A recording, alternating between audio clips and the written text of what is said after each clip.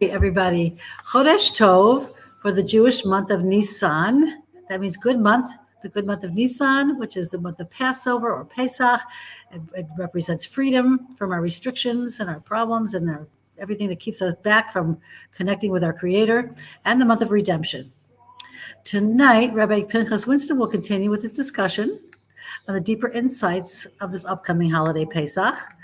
Rabbi Winston, thank you for coming and welcome. Thank Please you. visit his website, 36.org. You can read more about Pesach and many of other fascinating Jewish topics that he writes about, and he has videos and all kinds of things to look at. Website 36.org. Tonight's topic is entitled Pesach Part 2, The War of the Mouths. The shiur is sponsored by the Miriam Project Geula Hour and Josh Wander of Israel Torah.com. And Rabbi, thank you so much for joining us as usual. Thank you. Part of appreciating the role that mouth plays in the whole process. There's different angles to get to it. I mean, we have expressions in the secular world like talk is cheap, and it is to a large degree. Just open your mouth and just speak, although it can be very costly. A lot of relationships have fallen apart because of words that have been said that can't be taken back. Agreements that were made are broken, and it can be very expensive. But in general, what was the last time that you really paid attention to how many words come out of your mouth? The rabbis tell us that there's actually a cheshbon that they do in Shemaim, that basically you have a certain amount of whole words. In other words, when it comes to speaking in Torah, you can talk all you want. Just like, for example, the money you spend on Shabbos and Yantiv and Talmud Torah, there's no cheshbon. Whatever, Hashem will pay it back. But it comes to other things, then it depends upon what you're using it for, and whether you get paid back, don't get paid back, depends on mitzvah, etc.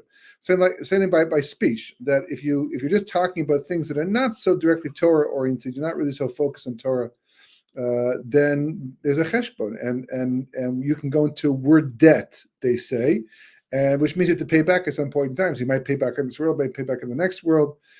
So talk is not really so cheap. It can be very expensive, and certainly depending on what comes out of your mouth. Lashon hara, which is derogatory speech about somebody else, mostly shemra, talking bad about somebody, giving them a bad name, libel, things like that. The Gemara talks about bris karus l'sosayim, that the covenant that was cut, so to speak, that was made with the lips, with the mouth, which is an obligation to speak the truth. We have halacha that if a person says one thing and does something differently, then he can get what's called a mishapara, goes back on his word. Mishapara is the same God who punished the generation, the flood, and all these other generations that were evil, could happen to you too, because you went back on your word. So speech is a very, very powerful thing. We know that, and we see that, although in general, we don't treat it that way, because if you're in the right place at the right time, talking to the right people, so you can blab on, just keep going. I mean, how many times a chasna get into a conversation, goes on and on and on, and here I'm going on and on and on. It seems like it doesn't really make such a big difference, but it's actually all the difference in the world. It's the source of freedom, as we mentioned. The Jewish people are getting out of Mitzrayim, right? You had Moshe, who was also a sign of uncircumcised lips. And God says to him, who is the one who makes man speak? Who is the one that a person to hear and think is all from me. So if your stuttering is from me, if I want your stutter to go away, I just boom, take it away from you, just like that. And we don't hear much about Moshe's stutter. Nothing, in fact, after he finally gets this lesson. He goes to Paro, Pera'ah, the evil mouth, because he says all the wrong things. Doesn't quite fall into place. Mi Hashem. There's chutzpah. Mi Hashem. Someone comes down and says that threatens in the name of Hashem. Okay, who's that? But Mi Hashem with arrogance, and so therefore he's called a Perah, and it's one versus the other. And then we have Haggadah on Leil Seder, right? That would to speak out, even if you're by yourself. It's all the speaking. The Jewish people, they leave Mitzrayim, they're actually past Yam Suf. They go past Yam Suf, and then Hashem brings them back. And he wants to perform the miracle of Kriyas Yam Suf. That's what he's going to do. He's going to, open up, the mouth of the sea or the mouth of the earth, by Korach, for example. And So he brings they double back. They didn't have to come back. They've already freed the Mitzrayim. They were brought back and then put into a position of being pinned down by the Mitzrayim. And then they will have the miracle to free them from the Egyptians. But the place that they actually escaped from, the Torah calls Piachirus, the mouth of freedom. Piachirus, right? Now, on one hand, it's like, it's like the place of freedom, or, you can call it all kinds of, the Arabs had a special name for it, by the way. I remember seeing years ago in one of Velikovsky's books, and I think it's been written up by others as well in the meantime, that there's some type of stone that exists by the place that the Jewish people went into the sea that has Arabic writing, and it talks about how someone was eyewitness to the fact that the Egyptians went down into the sea in their chariots and they all drowned. Whatever that's worth. We don't need to have this type of proof. It's just interesting that would be there, not to mention the fact that the 10 plagues are also mentioned in a certain papyrus, or I believe it's found in some museum in the Netherlands, talking about the systematic destruction of Egypt by 10 different calamities. Now, again, in those days you didn't have social media, so the fact that Paro knew that this is Moshe doesn't mean the whole country knew that it was Moshe. So somebody was actually writing this down and didn't know the whole story, and we didn't hear about the whole story, might have seen the calamity. But is the idea of speech itself. Now, before going down that road a bit more and tying it back up for the rest of the Shir B'Ezras Hashem, it's an interesting idea, an interesting concept that seems unrelated, but it has to be part of it. You take flour and you take water and you mix them together, you get matzah. You bake it. You have to bake it first, right? There's people that flour and water, no time to bake it, and they took it over the shoulders, and the sun baked it before it could become chumetz. So as a result of that, which is pretty interesting, because if you ever watch matzah being baked, it's a very precarious situation that's high strung, and because it's so easy to make chametz amongst a small chabura of people, how much more so amongst 3 million Jews who are packing up and leaving Mitzrayim. But that's how you make matzah. Flour and water, matzah. However, flour and water also makes chametz. Exact same thing. You don't have to add yeast to it. Adding yeast to it for sure speeds up the chametz process. It accelerates the chametz process. One of the reasons why we are pretty stringent about things like matzah shira, which is basically what do you call it? What's that matzah called? English egg matzah, right? Egg matzah. I used to love egg matzah. It was good growing up. But one of the reasons why egg matzah is an issue during Pesach, because they put things like apple juice into it, and apple juice is machmitz. It speeds up, accelerates the chumetz process. Now, it's got a hechsher on it, and a pretty good hechsher for that matter, which means that they were careful to make sure that didn't necessarily happen. But it's because it does speed it up, and since, as opposed to other isuri, other things you cannot eat, like treif and things like that, most of the time treif can be bottled. You can annul it in a certain amounts, and it's not the same type of a thing. And also, the punishment usually for eating treif food is malchus. It's a love, which means it's a negative mitzvah. That's not to downplay and make it sound any less serious than it actually is. It's not a reason to eat it, but I'm just saying that compared to Pesach, where a person eats chumetz on Pesach, it's a chayv koros. Koros means the person's cut off from the Jewish people. I think is the English word for that. It's a very serious offense. And on top of that, the Torah says it's asur b'mashahu, that even a little bit of chumetz is forbidden on Pesach. So therefore, it's such a stringent prohibition to begin with.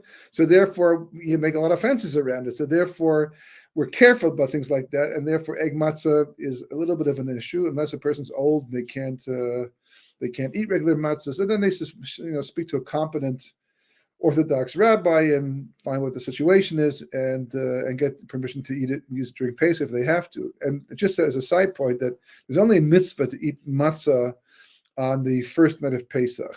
Now, because you can't eat bread after that, but you don't have to have matzah the rest of the week. it's a little bit of a problem because on Shvi Pesach you have 2 meals which you're supposed to have, but you could do with wine and Shabbos too. By the way, if a person can't eat bread, they can't eat matzah, they get sick from it. At least, I mean, a lot of people eat it anyhow because they want to fulfill the mitzvah the proper way. But there are people, for example, who can't eat gluten and even any type of wheat for that matter. And there are other ways to be Yotzi Suda, like for example, having a revius of wine. And if really you need to think even grape juice, you can be motzi. You can't bench on a meal like that, but at least it counts as a suda. You can be Yotzi the mitzvah. So technically speaking, a person for health reasons could get around the problem having matzah the rest of the other 6 days of the week. Trouble is that we like matzah. Matzah is delicious for those who do like it. But the whole point is that we have to be very careful with it. And one of the reasons we have to be so concerned because it can become chametz very quickly. So it's amazing that they had matzah and not chametz because they had to speed out, which itself is a question. Why? Because if you ask the average person, and even not the average person, somebody even above average person who learns Torah, why do we eat matzah at least Leil Seder when the mitzvah is? And the answer is going to be because we left in a hurry. The Torah says we left in a hurry, and we couldn't bake bread. We wanted to. We didn't plan to bake matzahs supposedly, but we got stuck with them. So it's kind of incidental. Matzah seems to be incidental. Oh, the fact that Avram ate matzah 40 years earlier because he knew about the whole idea in advance. Okay, so doesn't mean that matzah is so essential, but you get to Kabbalah, it does. Very essential. In fact, the difference between the world being unrectified and rectified is represented by the ches of chumetz being broken in the left side and the leg to produce a hay, which transforms the letters of chumetz into the letters of matzah. Like going from chumetz to matzah, that's the tikkun. But back to the original point, the fact that they had flour and water and it became matzah, right? It could easily become chumetz. It's exact same ingredients. You don't have to put yeast in. What's the missing ingredient that transforms the matzah into chumetz? Is time, zman. That's the ingredient. That's the shinu. That's the main change, right? The fact that the flour and water is sat together as a dough for 18 minutes, unworked, just sat there, allows it to become chumetz. Starts to crack, starts to dry out, it becomes chumetz. Gamur, midiraisa, from the Torah, the real McCoy. That's exactly what the real chumetz. Exact same flour and water. That could have been, the guy was going to make matzah. He had all the flour, the water. He got distracted, took a phone call, whatever, and lost track of time. And next thing he knew, it was 18 minutes and became chumetz. The same flour and water. They were supposed to be matzah, became chumetz instead because of zman. Zman changed everything, which is very interesting. Why? Because we left b'chipazon. We left in a hurry with pressure. It says that the Egyptians threw us out. They pushed us and encouraged, please go already. We're being destroyed. This land is being destroyed. You got to go. As soon as God's calling you, go already before we have to suffer anymore.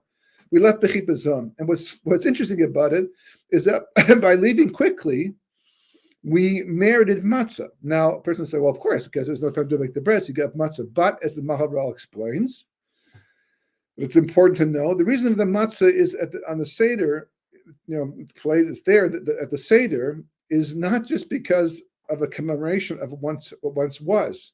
That flour and water is like the simplest food you can possibly have. You could eat the flour raw just like that, but it's not really food per se, right? And water is water; it's not food; it's drink. And it's a question about whether it's even considered be like food or just even though it's so important to us. And it's the combination of the flour and water that makes the dough, that's the first reality of food, so to speak. And this it represents, because of its simplicity, the world to come. And as the world to come is pashtus. This is the Maharal speaking, right? The world to come is not like this world, which is a conglomerate of different things, a composite, and everything is put together and attached in combinations. It's like literally what called olam perud. the world of separation, because there's so many working parts, so many moving parts in all of creation. But Olam Haba is not like that, even though we'll be individuals there, but so many of the boundaries that are built up in this world between you and me and the next person all around us, they disappear. In fact, I saw in a sefer recently that, it's an interesting idea. I mean, I kind of heard about this before, but the way it was said was kind of new.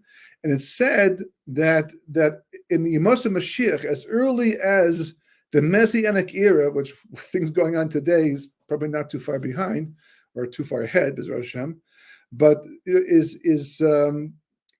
no one will have to say, teach me something. In Yemos Mashiach, you wanted to learn anything from anybody else. Everyone will just know it. It says, the prophet says, that Kosh Baruch Hu be male the world with das, which means like godly, not just knowledge, but godly knowledge.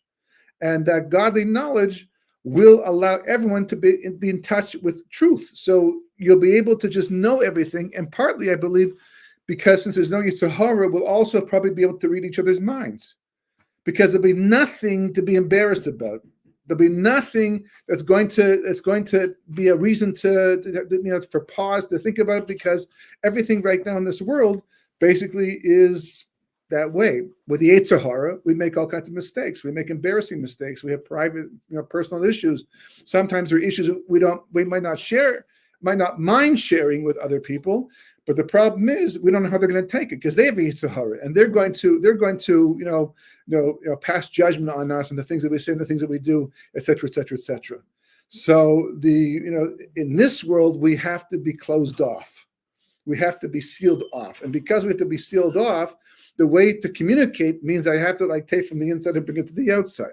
Now, it's important to know, for example, according to Kabbalah, this is a little highfalutin, so to speak, but it's just to bring out the idea, to show you the importance of the speech. Things that we take for granted in Kabbalah, it's not that way, because Kabbalah breaks it down to the most essential aspects of life. It brings up the real questions. See, science, even the quantum mechanics, they have no problem with the physical world being the physical world.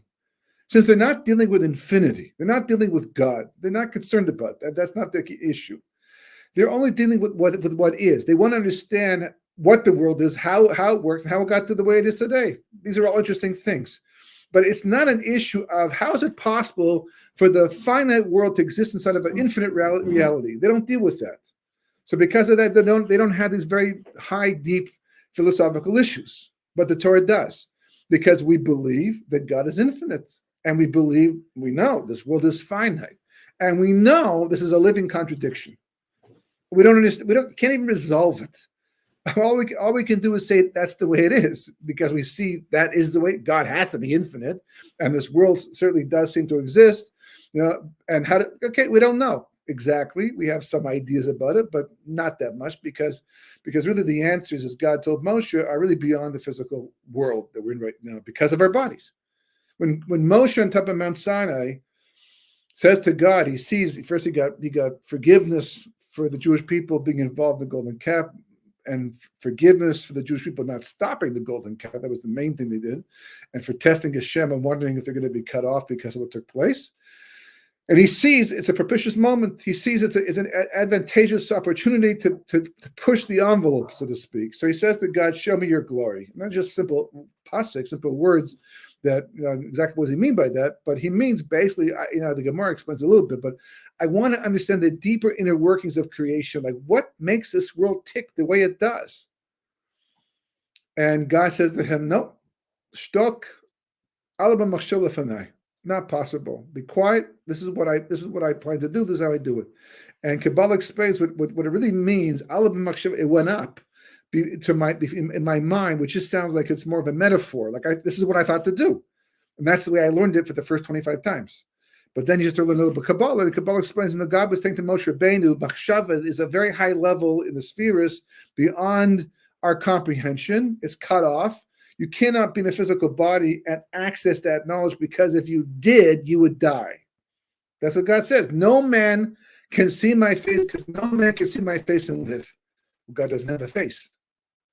Yeah, but face is just a matter of speaking. It's called panim, because, like from the word, panimi, inside, because a face reveals on the outside what's actually going on the inside. You can't tell what's going on inside of a person from the back of their head. It's very nondescript. But the face, emotions, the facial expressions, things like that, can tell you what's going on the inside, on the outside. So we talk about the face of God. We're talking about a sublime understanding of who God is and how He works the world. So Hashem says to Moshe Rabbeinu, in general terms, because Kabbalah does talk about these things in general terms, but to understand in detail, it's not going to happen. Not while you're alive. Because if I did get information to you, your body would not be able to survive. And I need you to survive to lead the Jewish people to Eretz Canaan. So you'll have to wait until after death. And at some point then, this will all start becoming revealed to us. But the point is that the fact that there's a physical and there's a spiritual, and they're interacting with each other, and there's a soul in the body, and somehow, even though the soul is infinite, it's part of God, even though it's finite, the soul, because it's your soul, not his soul, not her soul.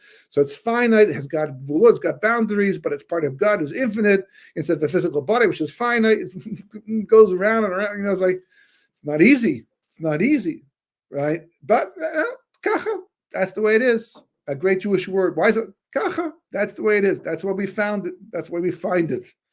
So Moshe has accepted and go back down the mountain. I mean, what he understood, what he saw is unbelievable. What he passed down is tremendous, and yet it's still not even, it's just a fraction of the picture. I don't know if some of the greater Mekubalim, Kabbalists over time, really, I mean, I know they knew a lot more than they actually taught, and they gave over, but how much they actually understood, how much in the physical body, I'm not sure.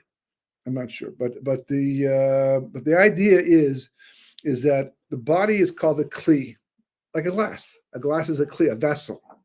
And the water inside is like the soul, except it's physical, the water, but the soul's not. And there's this intrinsic problem when you're moving from the infinite to the finite, where they have to come together, but it's like matter and antimatter. Technically speaking, your soul should cancel out your body. Put it in. Oh, that didn't work. Try another one. No, not working. They don't go together. They're really contradictory to one another. Yet some miracle happened where God made it possible. That's why the soul constantly wants to go back to Shemaim, and the body constantly wants to go back to the earth. That's where they came from. They're very different, with different goals, and that's where there's a horror or instinct, and the soul wants to go, these bodidus and be misponen on Hashem. Two different realities, and they come together like I always imagine, like two guys breaking out of jail. One's a nice guy who shouldn't have been in the first place, but he got framed or something, and he's chained at the ankle to somebody who did deserve to be in jail, and they broke out finally, or the other guy broke out and slept them along with him, and now questions which way to go. And the other guy says, I'm going to go home to my wife and children, and live a normal life. And the guy says, no, I'm going to go, to down the red light district of some city someplace. They're pulling at the ankle. That's like the body and soul to a large degree. So how does it work? So Kabbalah in Eitz Chaim and the Zohar, they talk about this process of how the lights move down from being completely spiritual to moving towards more physicality. It's amazing how this is more physical, but don't think it's physical again. It's still very spiritual, but it's more physical, but so spiritual, and keeps moving down and moving down. And the first level, because the spheres, which are the spiritual entities that God created to transfer his life from him to us, and to make creation and to maintain creation, sustain creation, is all these things called the spheres. And basically, as the light goes down, the spheres where our bodies correspond to the spheres. So we have a head, we have arms. So the spheres there's what's called the three brains, which is Keser, Chachma, Bina, and then you have the right arm, which is Chesed, the left arm, which is Gvura, and they break it into different joints and things like that. But it's all based upon the spheres. They're all set up like a human being. And in the beginning, as the lights are coming down from the level, what's called the level of the eyes, but it's not really eyes at all. It's just a very high level in the spheres. It goes down to the first place where you actually have the creation of a kli, of a vessel, of something that can contain a light. Until that point, everything's just light, no kli. It's moving towards that direction, but no kli yet. The first level, according to Kabbalah, way up in the system, way up, that you actually have the formation of a kli that can hold the light, is called the malchus, which is called the peh, the mouth. The mouth is the place where the kli is actually formed and the lights go into it. Now, on the level we're talking, it's still very premature. It's still very high up, but it's called peh. The mouth itself, that's the place where the vessel. Now you have to understand, without this, there's no body, no soul. Soul, yes, you can have a soul, no problem. It's part of God, exists forever. But it's the body. The body is the key issue over here, because it's the body. It's like having a car. If you don't have a car, you can't get around. I mean, you can walk and go places, but the car makes you very mobile, makes you faster. It's a big advantage. So the body is your car. It gives form to your soul. It's like putting a sheet over a ghost, right? As long as the ghost is visible, can't see him. You know, they put a sheet over him or something. We don't believe in ghosts, but that type of an idea. Dippo, yeah, things like that. But the same things. The soul is kind of like formless. It may have an identity, but it's formless and it can't accomplish anything. And that's important. So the body that gives form and really gives function to the soul, but the soul itself is like the engine inside the car. It's really what's driving the car. The car has all kinds of parts, a chassis, there's the doors and the mirrors, but it's the engine that drives. If the engine's not working properly, the car's not going to work. No matter how nice a Mercedes-Benz, a Rolls-Royce, whose engine is not working properly, is not going to drive well. It'll be comfortable, and certainly the status will be there, but it's not the same car. So likewise, the bodies, and I said the kli, that's what's necessary for the soul to accomplish things, and that's the way you earn your reward in the world to come. That's the idea. Now, what makes that possible? See, this is again, I mean, science does focus on the concept of time as being the fourth dimension, and as being a creation, and the importance of it in terms of life and as a means of change and all that.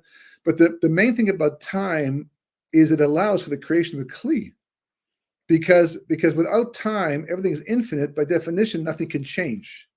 Infinite means nothing changes, because change implies once it was like this and now it's like that. So as long as there was no time, and there was no time in the beginning, which is God's light everywhere, which is infinite, there could be no kli. So the vessel, right? So the creation of time, when God finally did that, was a huge chiddush, was a huge novelty, so to speak. It's such a crucial part that made it possible, because the soul can be above time and is above time. Every night when you go to sleep, it says that there's 5 levels of soul. So the levels of soul, a little bit of soul remains in your body so you don't die. Sleep is called 1/60th of death, because most of your soul leaves your body at nighttime when you're sleeping. It goes up to higher levels in the spiritual realm. And those higher levels are above time. So the soul doesn't have to have time to exist. It's part of God, which is infinite, but the body does. The body must have time. Without time, it by definition, it's finite. So it has to have a beginning and it has to have an end, even if it morphs and changes and becomes more spiritual over time. So time made that possible. That made that possible. But the problem with all of that is that we went to the other extreme with it. That's what mankind's propensity is, to go to one extreme or another. On one hand, you have a tzaddik. You're the righteous person. You see the way a tzaddik lives? He chooses poverty to a large degree. I mean, he doesn't call it poverty. There are people who are living in poverty, and they call it poverty. But a tzaddik, a lot of times, could easily have gotten involved in something else to make more money, to take care of his needs, his family needs. But he doesn't want to be part of this world.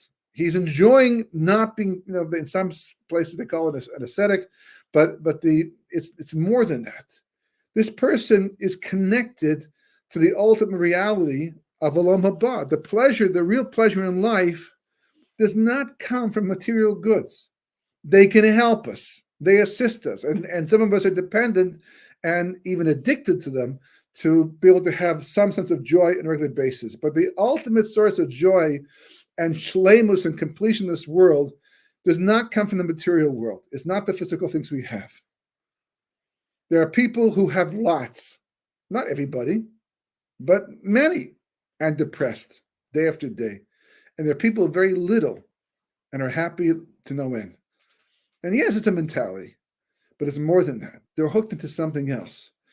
We have been drawn down into the world of the Yetzer Hara, into the world of the body.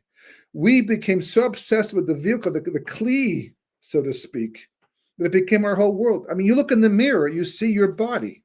When was the last time you saw a soul? Well, you can't, because souls are invisible. And I'm not talking about the shoes on the bottom of your feet, or the soles on the bottom of your shoes, right? We're talking about this soul. How do you know this? Well, it's just, there's proof for it, because we know the body is instinctual.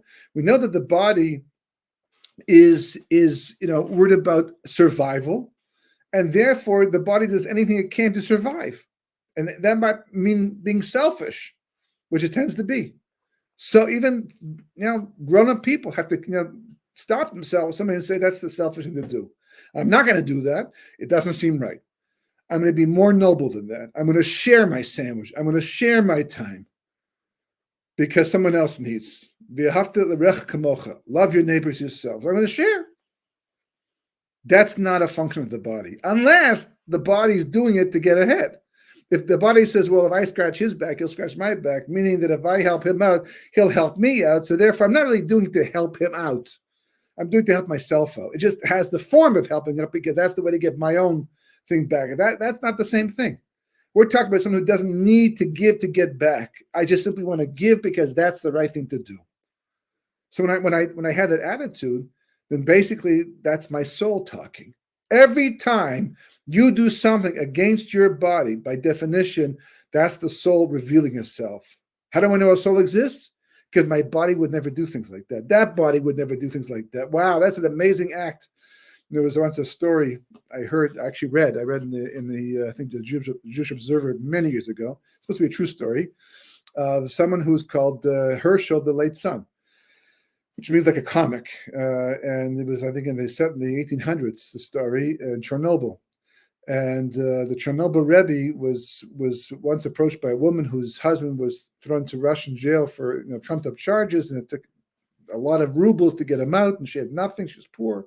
She begged the Rebbe to help her out, and he decided to go to the marketplace to try to raise some money to help her husband. And when he was there, he noticed down a little ways was Herschel, the late son, surrounded by a bunch of people, as was normal for him, doing his shtick, making fun of people walking by and getting laughs, cheap laughs and all that. And so immediately the Rebbe saw that he turned away to try to avoid him, but it was too late. Herschel already saw him. And Herschel said, "Oh, good, here's some good fodder for entertainment." And he came and he approached the Rebbe with his whole crowd who were waiting to see what he's going to do next. And Herschel said to the Rebbe, he says, "Rebbe, why are you in the marketplace?" So he had no choice but to tell the truth. And he said, "There's a certain man who's thrown in jail for the wrong reasons, and the Russians won't let him go out unless he pays ransom money, and I'm here to try to collect money." So the audience is like, "Okay, well, what's going on?" So Herschel reaches into his pocket. He pulls out all the money that the Rebbe needs, and he puts into his hand. And they're all like, "Wait, he's going to grab the money back, or knock his hand down, or do something really embarrassing that's going to be very, very funny." And Herschel didn't do that for some reason. The Rebbe was stunned. He also was waiting for the punchline in all of this, because this is not Herschel the late son, not to give his money up like that for a cause like this.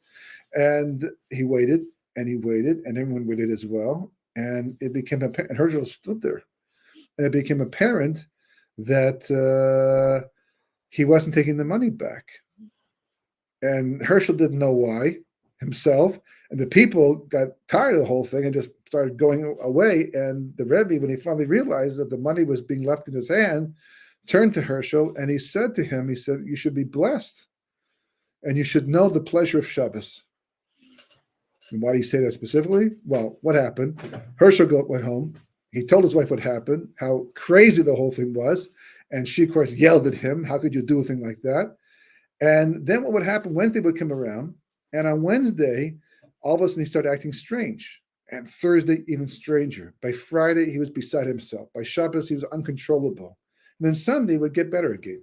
And then Monday and Tuesday, and by Wednesday, same thing would repeat itself, week after week. So finally, he told his wife what had happened, and she went to the Chernobyl Rebbe and said, "What did you do to my husband?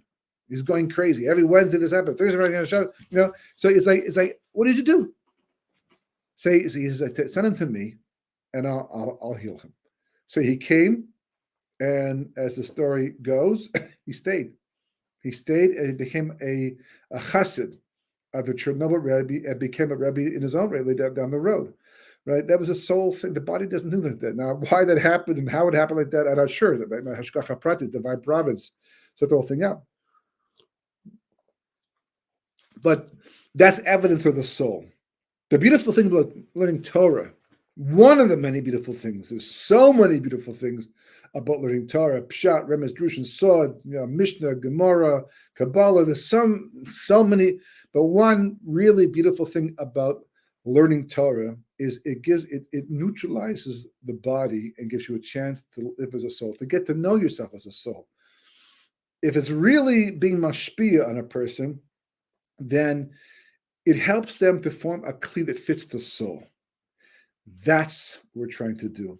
It's like you go to a clothing maker, right? A man goes to a suit maker, or a woman goes to a dressmaker, and they start with a piece of material, a piece of cloth, right? And that piece of cloth, maybe is cut generally to the shape of the person, and they put it on.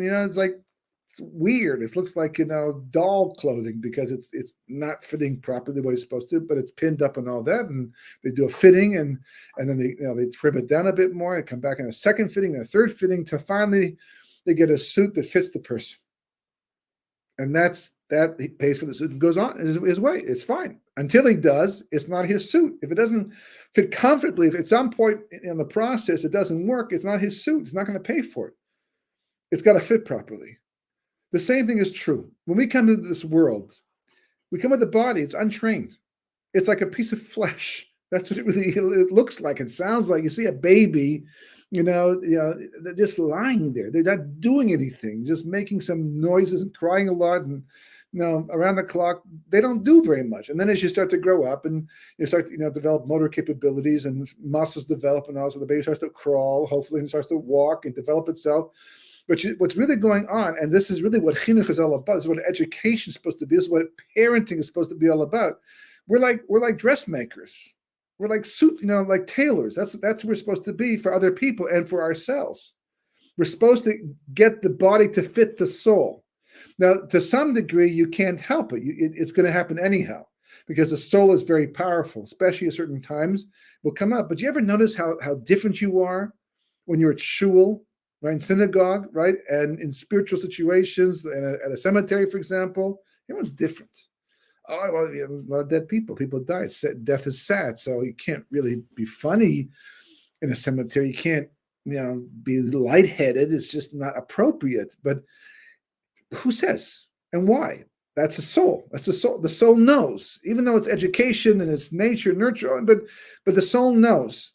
But as we're going through life, basically, that's all we're doing. We're custom designing our bodies to fit our souls. A tzaddik is not someone who's forgotten about their body.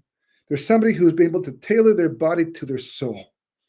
And when they finally do that, there's a story in the Gemara.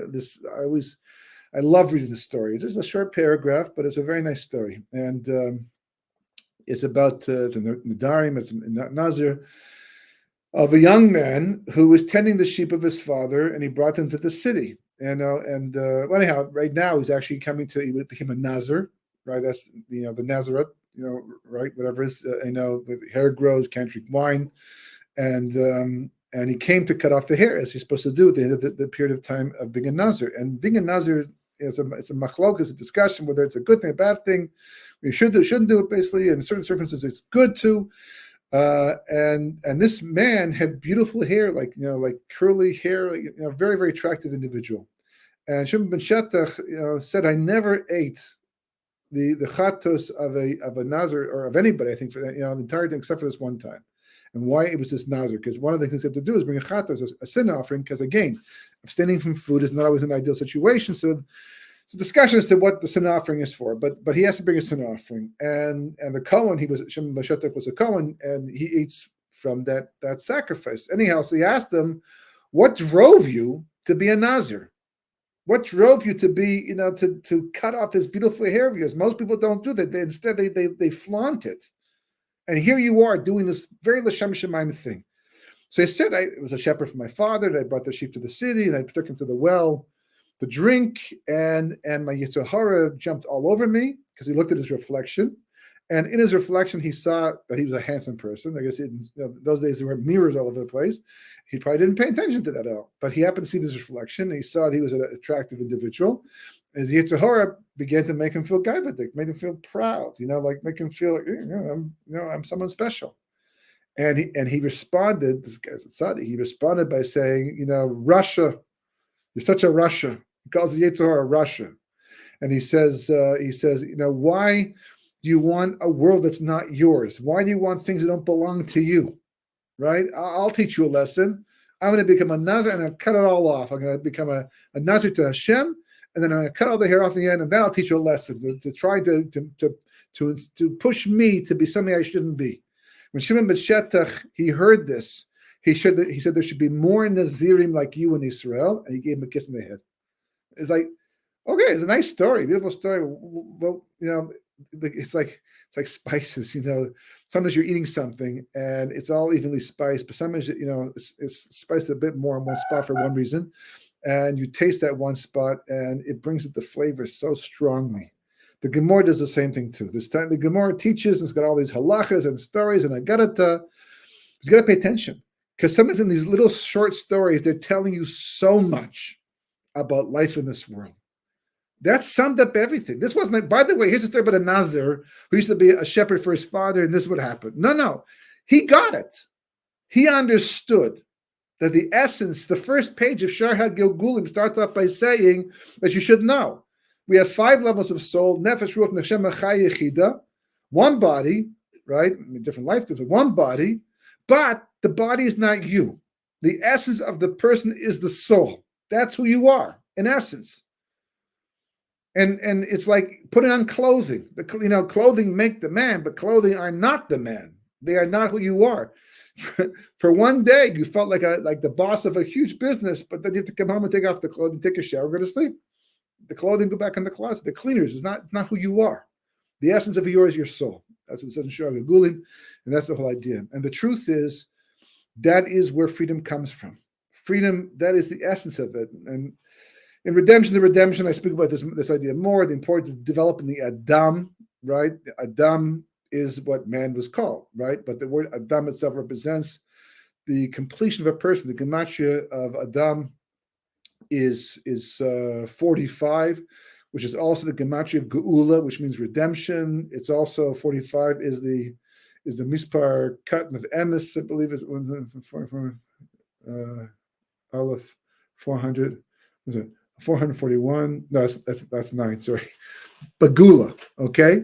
In fact, if you take the aleph out of Adam, you get the word dam, which is his flesh and blood, and out of the word gula is gola, which is a person in exile.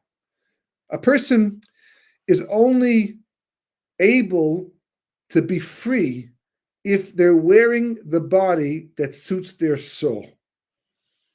If you're dressing up your body, if you're making your body into something that's not matim to your soul inside, you'll never be free. It's like going in 2 different directions. You'll be tearing at yourself, and it eats away at us day after day, which is one of the reasons why the world's so unhappy, because we're constantly being told by society and seeping into the frum world too, how we have to look, how we have to behave, regardless of who we are inside. But the happy person doesn't listen to that. They're in tune. They listen. They've been looking for their soul. They've been listening to their soul, and they're shaping their life according to that. And that's where speech comes in the end. Because, as we said way back at the beginning, as a Zohar says, you can tell what a person is, who they are like, by how they speak. And in the beginning, we just said that just means the more spiritually refined a speech a person has, then the more spiritually inclined they are. And that's the truth about a person. As opposed to a person speaks gas, they speak in a very vulgar or very overly simplistic way, a very material way. So they're not really in touch with their soul. That's 100% true, completely. But it's more than that. It's the speech itself becomes it's a way to measure how well you have been able to tailor your goof, your body, your kli, your vessel to your soul. You have almost no other way. Speech itself. When you talk, what comes out of your mouth, you can hear, is that me? Does that, that doesn't sound like me. Sometimes you catch yourself, it's really extreme, or you say something for some reason and you say, that doesn't sound like me. Why would, I got carried away with this conversation, got pulled into it, but that's not really me. Because if it is me, I'm a little disappointed that I could actually stoop to such a level. So the whole concept of freedom, the reason why the Haggadah is so central, why speech is so important, and not just on Pesach. Pesach is the classroom, so to speak. It's the place where we learn the lesson for the rest of the year about the power of speech to help us to go back to who we actually are by paying attention to what we say, and not just paying attention to what we say, but planning what we're going to say. What do I want to come out of my mouth? What do I want to share with the rest of the world? And is that me? Because if it's not, I'm not going to be free. But if it is, then I'll know it. And you start to feel yourself. And one of the best proofs that you're on target, on the mark, and it's fitting, it's working out properly, you just don't feel the need for external pleasures that much. Hashem built us. Believe it or not, this is amazing. This is absolutely amazing. He built us that we can actually have extreme happiness sitting in one spot just by being who we really are in essence. The reason why people have to go running around to have so much other things in their life, to have that pleasure, to have that joy, to have that sense of happiness, which is fleeting, which is why they keep having it again and again, and another kind, is because no one's themselves. Depression, all this, because people are being things that they're not, and it's like it's not lined up. It's like out of kilter. It's like with the eyes. How frustrating it is when you cannot get your eyes to focus on something and see it clearly. It really very bothersome. You put glasses and all of a sudden it lines up. I can see exactly pristine vision, and it feels so good. But even better on the level of the body and the soul. So that's what we're after. That's the freedom. That's what Purim was supposed to help us find, because Purim was supposed to help us get in touch with our soul.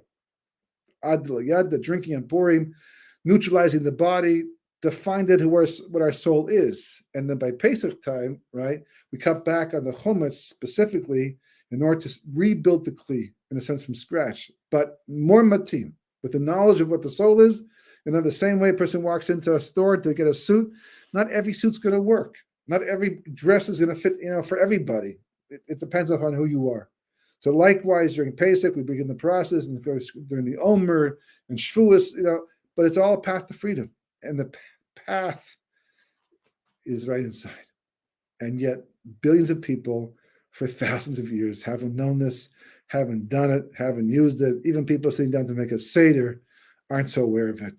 But if you start the process, the rewards are amazing, even from the very beginning. So I wish that for everybody, B'ezras Hashem, Chag Kosher V'Samech, and B'ezras Hashem, we'll pick up again after Pesach.